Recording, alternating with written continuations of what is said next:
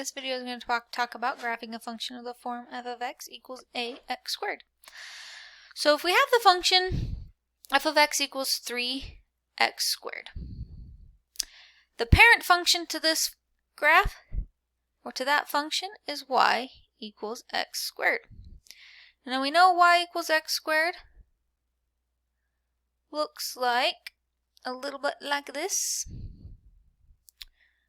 Okay, connect those dots. But how does this 3 affect the graph? Well, let's go ahead and plug in 0. If we plug in 0 to f, we're just going to get 3 times 0, which is 0.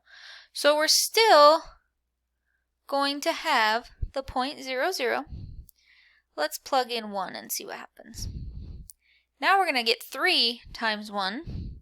So we're going to get 3. Oh, so at 1, we're all the way up at 3 now. Negative 1 is going to be the same thing. We're going to get 3. So here, up at positive 3. Now what about f of negative 2? You're going to get 3 times negative 2 squared. That becomes a 4. So that's all the way up at 12. So at 2 and at negative 2, we're all the way here up at 12. So this one is a whole lot skinnier. Okay, because each of those outputs is now multiplied by 3.